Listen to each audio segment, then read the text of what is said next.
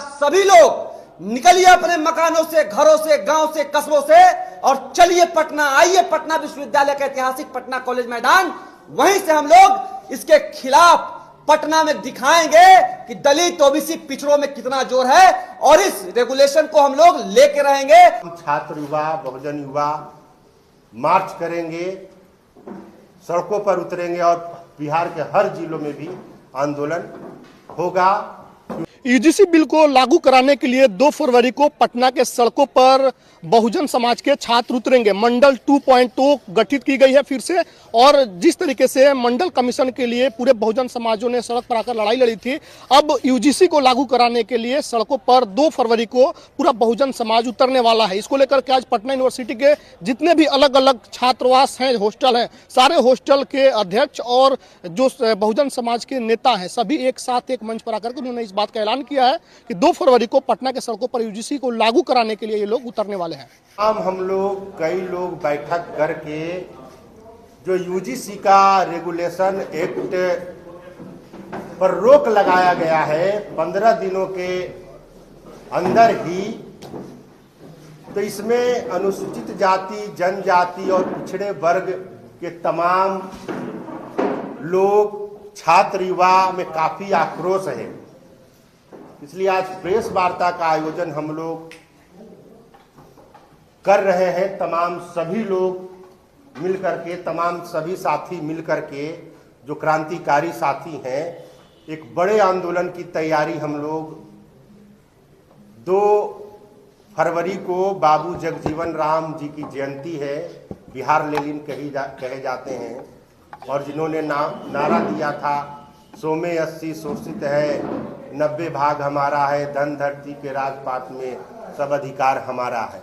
तो उन्हीं के जयंती के पटना सहित पूरे बिहार में पटना यूनिवर्सिटी गेट से हम लोग लाखों की संख्या में तमाम छात्र युवा, बहुजन युवा मार्च करेंगे, सड़कों पर उतरेंगे और बिहार के हर जिलों में भी आंदोलन होगा।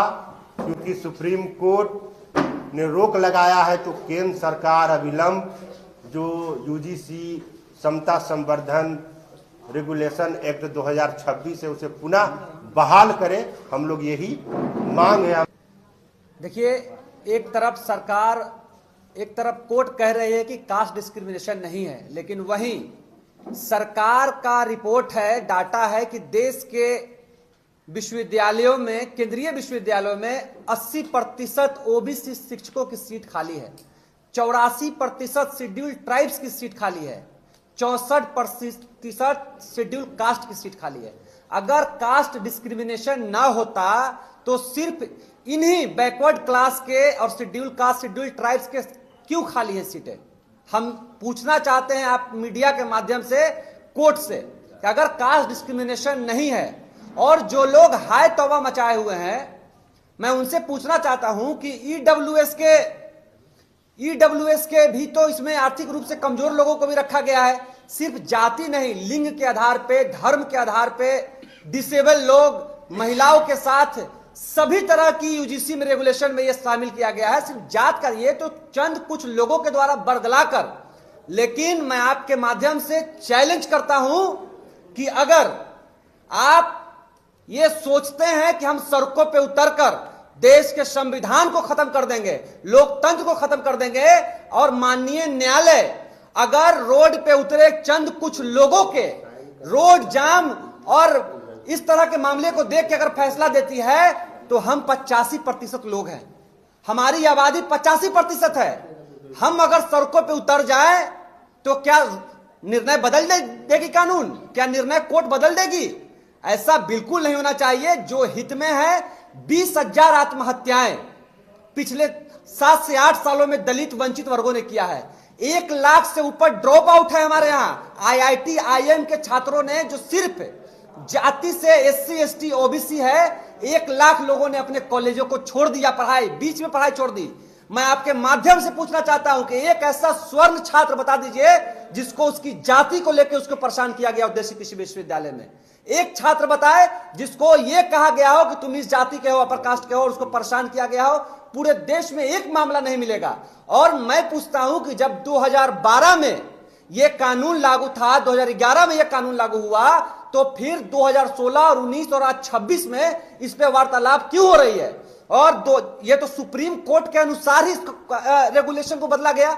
सुप्रीम कोर्ट ने कहा कि नहीं, 2012 में जो यूजीसी ने रेगुलेशन बनाया था, उस रेगुलेशन के होने के बावजूद 118% मामले आ चुके हैं। तो जब 118% आए तो कोर्ट ने आदेश दिया कमेटी बनाने का, लेकिन फिर आज वही सुप्रीम कोर्ट कह रही है कि नहीं, वही कमेटी रहेगा। जब वही कमेटी रहेगा, उसमें कोई सुधार ही नहीं है, तो फिर 2012 की कमेटी यूजी रेगुलेशन रखने का क्या मतलब है? मेरा स्पष्ट मांग है देश के उन तमाम बौद्धिक लोगों से और देश के उच्च पदों पर बैठे लोगों से कि अगर यूजीसी रेगुलेशन 2026 में किसी भी तरह की जातीय हिंसा देखने को मिलती है, झूठे अपराध में अगर किसी जाति के लोगों को फंसाया जाता है, तो हम लोग आगे देखेंगे, हम लोग इसमें संशोधन करेंगे।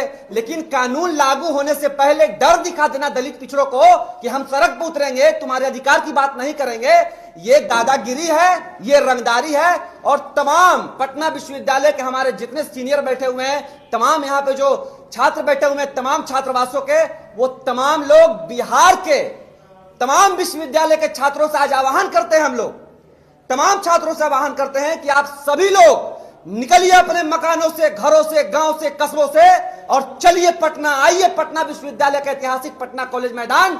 वहीं से हम लोग इसके खिलाफ पटना में दिखाएंगे कि दलित ओबीसी पिछड़ों में कितना जोर है, और इस रेगुलेशन को हम लोग लेके रहेंगे। यूजीसी रेगुलेशन 2026 हमारा हक है।